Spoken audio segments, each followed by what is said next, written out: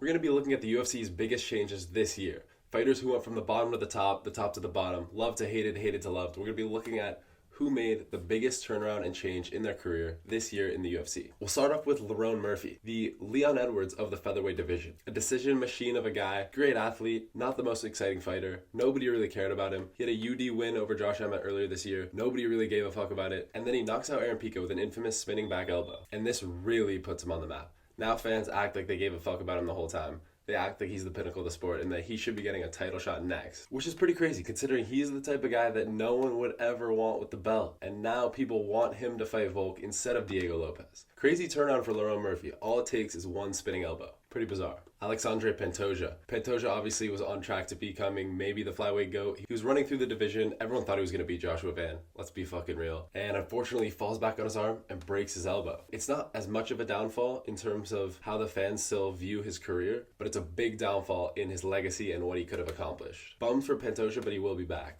Ilia Topuria. In June, Ilia knocked out Charles Oliveira devastatingly to win the lightweight belt and become a two-division champion, which was enormous. He could do whatever he wanted. He wanted Makhachev next. He wanted to go up to welterweight. And he looked like an unstoppable fighter. We haven't seen a weakness from him once. And that is still true. But he's now getting divorced. From an already inactive fighter, he's taking a lot more time off the game.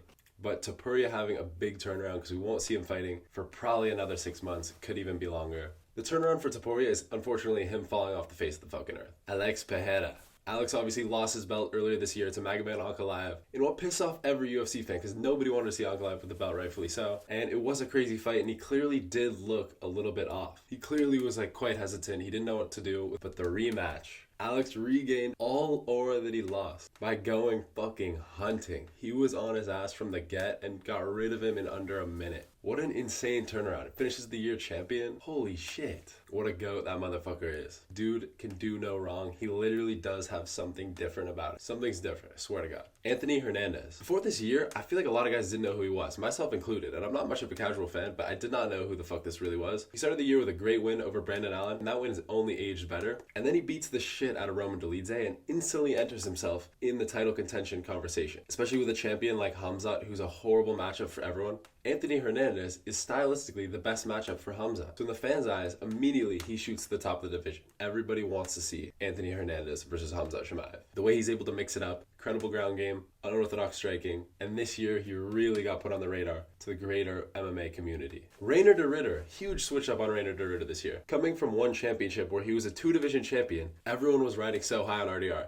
He submitted Kevin Holland, he knocked out Bo Nickel, he beat Robert Whittaker. He was on the craziest come up in the middleweight division we had seen in a long time. And then comes the Brendan Allen fight, where he gasses out and loses by forfeiting.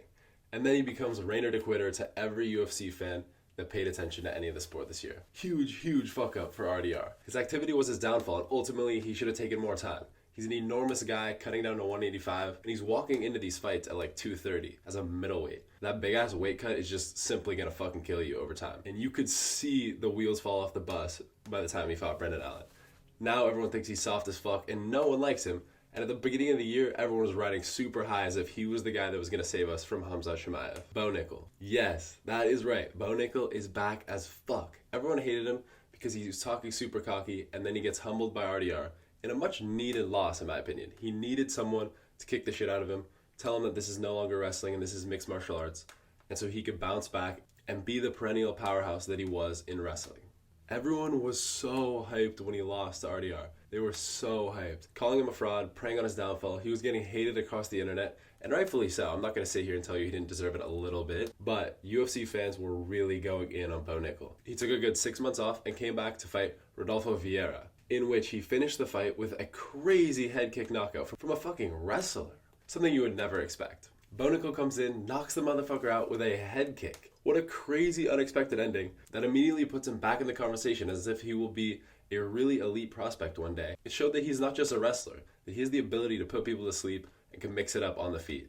Incredible performance from Bo, and now it's like that loss to RDR was almost scrapped. Will be interesting to see what he does in 2026. Peyton Talbot. Peyton Talbot obviously had a brutal loss this year to Barcelos at UFC 311, where his wrestling was shown to be fucking garbage. He was fraud checked, everyone hated on him, everyone knew that he was overrated, and he was catching so much heat from the MMA community, which, granted, is the most flip-floppy community of all time. Anyways, he loses to Barcelos and everyone's like, fuck this dude, he sucks and he's gay. They write him off. Then he returns to fight Felipe Lima and he wins in unanimous decision in somewhat of a boring fight but a great rebound for him. But it's what comes after that that makes this one of the best turnarounds of 2025. And that is his fight with Henry Cejudo, in which he beats the shit out of Henry Cejudo in his retirement fight, even out-wrestling him.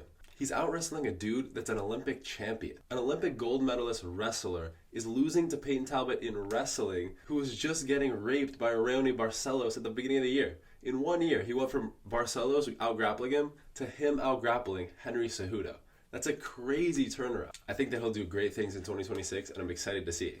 I think he should be fighting the loser of O'Malley Yadong in 2026. Johnny Walker. Johnny Walker obviously is pretty fucking ass and is extremely chinny. He had a big fall off in 2024 and kind of carried that into 2025 as well, losing to Volkan Oezdemir in a fucking cartoonish way, like always. But the dude pulls it out of his ass fighting Zhang Mingyang. One of the funniest losses I've seen in a while. Everyone knew that Johnny Walker was cooked. They thought Zhang Mingyang was this motherfucker who was going to take him out in the first round, like he was doing to a lot of people. And he gets knocked out by Johnny Walker. So funny. The MMA community had to love it. It was all over the internet. A dude that was a meme just memed someone else. Great turnaround. And a great way to put him back in high spirits with the MMA community. Big dub for Johnny Walker. Alright, and lastly we have Gene Silva. Gene Silva had a wrecking ball year, was beating the fuck out of everyone and finishing people in a disgusting fashion. Until Diego Lopez comes along. And let's be real, let's call a spade a spade. He got humbled in a fight that I thought he was going to win too because he was really coming back, but he got too fucking greedy. Overextended and got knocked out. He was supposed to be the guy that beats Volk, and with a win over Diego Lopez, he probably would have gotten a title shot. Now he's just at the fucking 10th spot and looks like a fucking clown. Dumb bitch.